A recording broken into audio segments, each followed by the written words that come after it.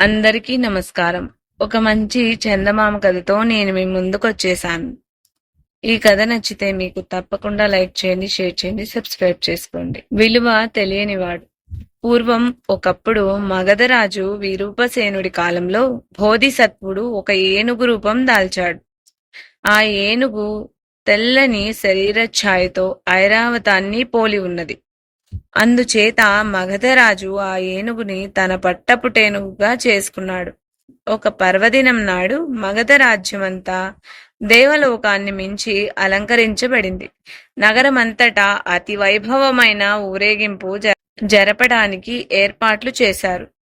పట్టపుటేనుగును చక్కగా అలంకరించారు. సైనికులు ముందు వెనక నడుస్తూ ఉండగా రాజు ఆసీనుడై ఉండగా ఏనుగు అంబారీ ఊరేగింపు బయలుదేరింది.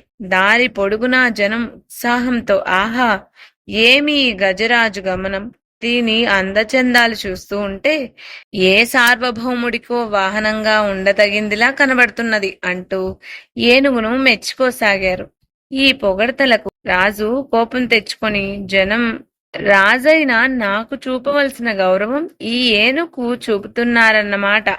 ఒక్కడు అంబారీలో ఉన్నా నాకేసి కన్నెత్తి చూడటం లేదు. దీన్ని ఏదో విధంగా పరలోక యాత్ర కట్టించాలి అనుకున్నాడు. రాజు మరుసటి రోజున మావిటి వాణ్ణి పిలిపించి, ఒరే, పట్టపుటేనుగు మంచి శిక్షణ గలదేనా అని అడిగాడు. దానికి శిక్షణ ఇచ్చి అంబారీ ఏనుగుగా తయారు చేసింది నేనే ప్రభు అన్నాడు మావటివాడు. ఏమో, నీ మాటల్లో నాకు నమ్మకం కలగడం లేదు. ఒట్టి పొగరబోతు ఏనుగని నా అనుమానం అన్నాడు రాజు.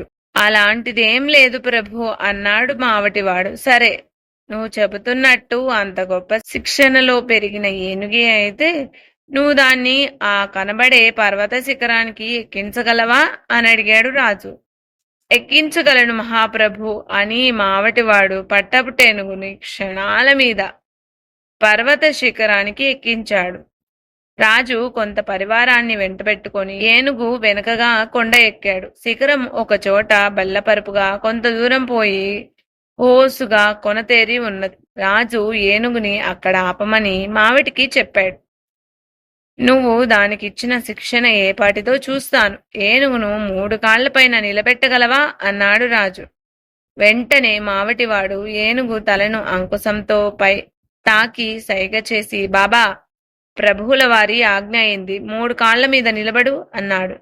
ఏనుగు అలాగే చేసింది. రాజు, ఆహా, బాగుంది అని ఈసారి ముందర 2 కాళ్ల మీద నిలబడగలదేమో చూడు అన్నాడు. మావటివాడు సైగ చేయగానే ఏనుగు ముందు కాళ్ల మీద నిలబడింది. ఇది బాగానే ఉన్నది, వెనక కాళ్ల మీద నిలబడగలదేమో ఆజ్ఞాపించి చూడు అన్నాడు రాజు ఏనుగు కేసి కోపంగా చూస్తూ.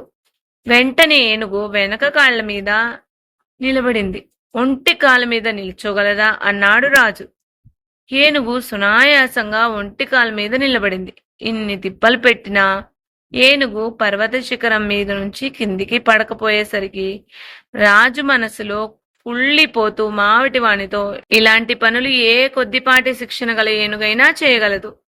ఇంకొక పరీక్ష పెట్టదలిచాను అన్నాడు. అలాగే, ఆ పరీక్ష ఏమిటి ప్రభు అని అడిగాడు మావటి. ఏనుగు కాళ్ల ఆధారంతో కొండ మీద నడిచినట్టే గాలిలో కూడా నడిచేలా చెయ్యి, ఇది నా ఆజ్ఞ అన్నాడు రాజు. రాజు అలా అనేసరికి రాజు మనసులో ఉన్న దురుద్దేశం మావటి వాడికి అర్థమైంది. కాని అతడు ఏమాత్రం బెంబేలు పడిపోకుండా ఏనుగు చెవిలో రహస్యంగా ఇలా అన్నాడు. బాబా, నువ్వు ఈ కొండ శిఖరం నుంచి కింద పడి మరణించాలని రాజు పథకం వేశాడు. అతడు నీ విలువ తెలియనివాడు. నీకు నిజంగా శక్తి ఉన్నట్టయితే ఈ శిఖరం కొస నుంచి ముందుకు సాగిపో, గాలిలో నడువు అన్నాడు. గొప్ప మహిమ, అద్భుత శక్తులు గల ఆ ఏనుగు శిఖరం నుంచి ముందుకు పోయి అలా గాలిలో తేలియాడుతూ వెళ్ళసాగింది. అప్పుడు మావటివాడు రాజుతో, ఓ రాజా, ఈ ఏనుగు సామాన్యమైంది కాదు, మహత్తరమైన దైవాంశ గలది. విలువ తెలియని నీవంటి వాడికి పట్టపుటేనుగుగా ఉండదగినది కాదు. మూర్ఖులు ఇటువంటి ఏనుగుల్నే కాదు, అమూల్యమైన మరి ఏదేనైనా పోగొట్టుకుంటారు. మూర్ఖుడు తన అవివేకాన్ని తనకు తానై 10 మంది ఎదుట చాటుకుంటాడు అన్నాడు. ఏనుగు గాలిలో నడుస్తూ పోయి కాశీరాజ్యం చేరి అక్కడ రాజుగారి ఉద్యానవనం మీద ఆకాశంలో నిలిచింది. నగర పౌరులు కోలాహలంగా అక్కడికి చేరారు. ఈ వార్త రాజుగారికి చేరింది. కాశీరాజు ఉద్యానవనానికి వచ్చి చేతులు జోడించి, గజరాజా, నీ రాకతో నా రాజ్యం పవిత్రమైంది, కిందకు దిగిరా, ప్రార్థిస్తున్నాను అన్నాడు. రాజు ఇలా అనగానే ఏనుగు రూపంలో ఉన్న బోధిసత్వుడు పైనుంచి ఉద్యానంలోకి దిగాడు. రాజు ప్రశ్నించిన మీదట మావటివాడు జరిగిందంతా చెప్పాడు. అది విన్న కాశీరాజుకి అక్కడ చేరిన ప్రజలకు చాలా ఆనందం కలిగింది.